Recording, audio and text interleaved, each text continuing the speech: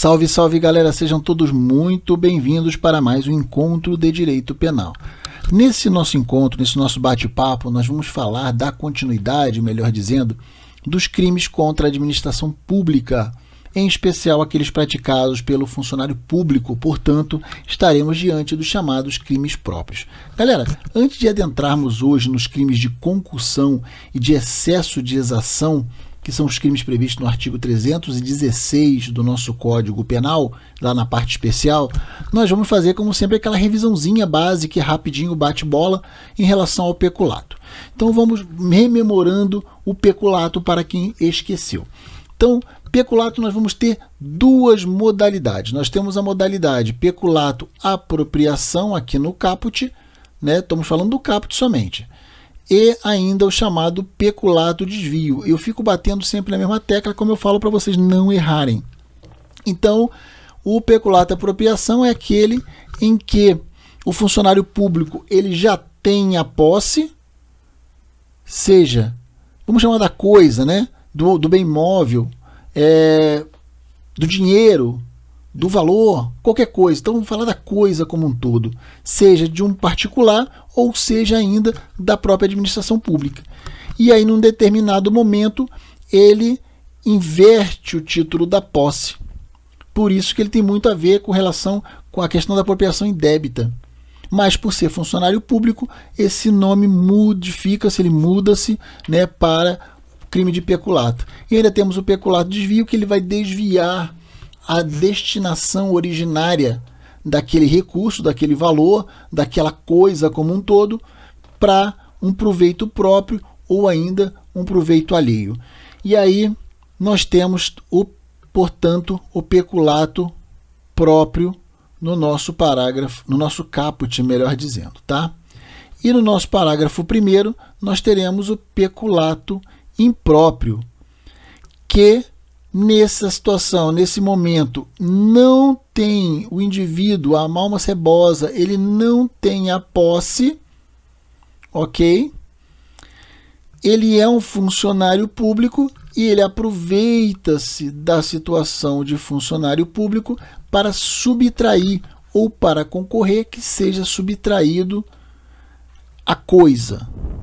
Basicamente é isso. Vejam que tanto no caput quanto no parágrafo primeiro, o elemento subjetivo vai ser o dolo. O dolo, vamos dizer, de apropriar-se, o dolo de desviar no caput, ou ainda o dolo de subtrair para o peculato furto, chamado assim, o do nosso parágrafo primeiro. E aí nós temos no parágrafo segundo o peculato culposo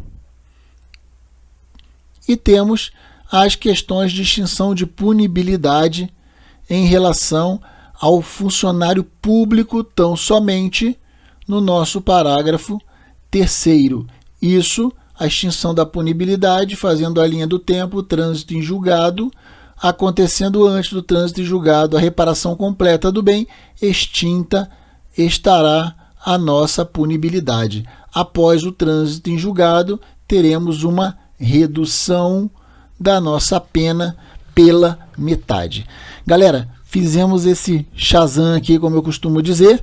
Em relação ao crime de peculato, eu vou sempre procurar fazer esse tipo de considerações antes de iniciarmos uma nova aula, para que não fique aquela coisa totalmente perdida no ar quando adentrarmos efetivamente na aula, no artigo que nós fomos analisar naquele momento, naquele dia, naquele bloco. Ok? Então vamos lá, apagando para adentrarmos efetivamente aí de forma bem tranquila ao crime de concussão e também ao crime de excesso de exação. Concussão, diz o artigo 316, galera.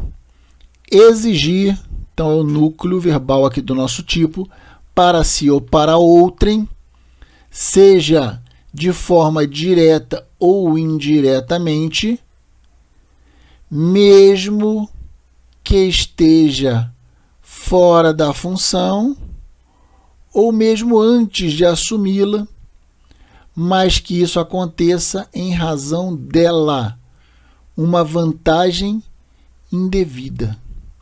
Então, o que a alma cebosa aqui, ela está exigindo na concussão?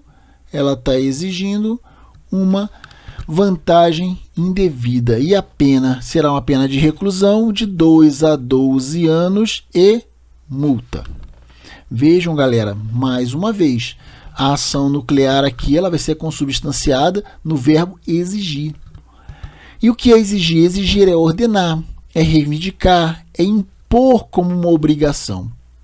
Vejam que a vítima no crime de concussão, ela cede às exigências formuladas pelo agente, ante o quê? Ante um eventual temor de represálias exercidas e relacionadas, né, ao exercício da função pública pelo funcionário exercida.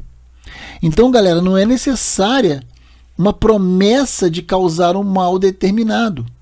Basta apenas o temor que essa autoridade, que esse funcionário público possa inspirar. Então, um exemplo comum que a gente traz nesse crime de concussão é aquele em que o carcereiro ele exige dinheiro dos presos que estão sob a sua custódia. Nessa nossa hipótese, o simples fato de os presos encontrarem-se sob a guarda daquela pessoa que gera neles o temor de eventuais represálias já vai se constituir nessa concussão. Mas vejam, galera, não pratique esse delito, mas o delito de extorsão ou ainda de roubo, se, por exemplo, o policial ou agente carcerário exige uma vantagem indevida da vítima e, para isso, se utiliza de violência ou ainda de uma ameaça. Por exemplo, ameaçando um filho, sequestrar um filho dele, do preso. Beleza. Vejam, gente, nessa situação de concussão, nós temos aqui um crime chamado formal. Ele não exige, portanto, qualquer resultado dessa exigência da vantagem devida. Basta o ato de exigir. A consumação ela vai ocorrer com a mera exigência dessa vantagem indevida. E isso vai ser independente da sua efetiva obtenção. Mas se essa obtenção da vantagem devida ela sobrevém, nós dizemos que houve apenas um mero exaurimento do crime. E a tentativa, Ângelo? Como todo crime formal, há uma possibilidade de tentativa, uma vez que esse crime especificamente é chamado de crime plurissubsistente. Tranquilo.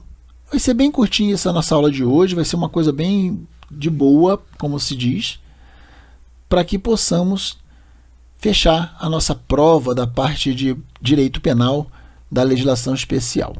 Tá bom? Excesso de exação. O excesso de exação. Vamos lá. Diz o parágrafo 1º do artigo 316. Se o funcionário público, funcionário público, exige tributo ou contribuição social que sabe ou deveria saber como indevido, ou ainda, quando efetivamente devido, ele emprega na cobrança um meio vexatório ou gravoso que a lei não vem determinar. Galera, aqui nós vamos aproveitar, já vamos fazer a leitura do segundo então, vamos lá. O parágrafo 2º, desculpa, vai dizer que se o funcionário, então, também, um é exigir, o outro é desviar. Se ele desvia em proveito próprio de outrem, o que recebeu, veja que ele recebeu indevidamente para recolher aos cofres públicos. Então, o que eu posso falar para vocês aqui? Eu posso falar que nós vamos ter nesse parágrafo primeiro aqui, duas modalidades, pode-se assim dizer, para o nosso crime de excesso de exação. Primeiro vai ser em relação à cobrança indevida, ou seja, a exigência indevida. Aqui, galera, a exigência do tributo ou da contribuição social, ela vai ser indevida. E esse é o nosso elemento normativo do tipo. Isso é, não há uma autorização legal para que efetive essa cobrança. Ou, então, o seu valor ele já foi quitado pela vítima. Ou ainda, está se referindo a uma quantia excedente àquela fixada por lei, lá dentro do nosso segundo, no parágrafo 2º, por exemplo. E uma outra modalidade que a gente vê nessa conjugação dos parágrafos, tá? É a questão da cobrança vexatória ou gravosa não autorizada em lei. Isso daqui vai ser um excesso no modo de exação ou ainda uma exação fiscal vexatória. É praticamente o que está sendo discutido nessa questão quando diz a questão da cobrança vexatória. Tá? Então, ao contrário da modalidade criminosa, da exigência indevida, nessa modalidade que nós podemos dizer de cobrança vexatória, a exigência do tributo ou da contribuição social ela é sim devida. Mas vejam que essa cobrança ela se faz com o emprego de um meio gravoso ou ainda de uma forma vexatória, como o próprio nome diz, perante o devedor. E isso não é autorizado por lei. Tranquilo até aqui. Galera, vejam. Em relação à consumação e tentativa. Na questão da exigência indevida, quando se exige, nós vamos focar um pouquinho aqui no nosso parágrafo primeiro, tá? Na modalidade de exigência, o delito ele vai se consumar no exato momento em que for feita a exigência do tributo ou da contribuição social. Como eu falei para vocês, esse nosso parágrafo primeiro, tal qual o caput, ele vai estar tratando também de um crime formal. Portanto, gente, essa consumação vai depender também do efetivo pagamento do tributo ou da contribuição social pela vítima. Vejam que a tentativa, por ser um crime formal, ela até é possível. E, via de regra, a tentativa num crime formal ela é uma tentativa escrita. Então, por exemplo, vamos supor que o agente Calma Cebosa escreveu uma carta contendo a exigência da vantagem. E essa carta ela é interceptada antes de chegar ao conhecimento da vítima. Está aí um exemplo de uma possível tentativa. Já na modalidade cobrança vexatória ou gravosa, vamos dizer assim, o crime estará consumado, tá? Com o emprego daquele meio vexatório ou gravoso na cobrança do tributo ou da contribuição social, independentemente também do seu efetivo recebimento, e a tentativa também é possível. Então vamos ao exemplo. Vamos supor que, deixa eu imaginar aqui, vamos dizer que todo o aparato ali para cobrança, né?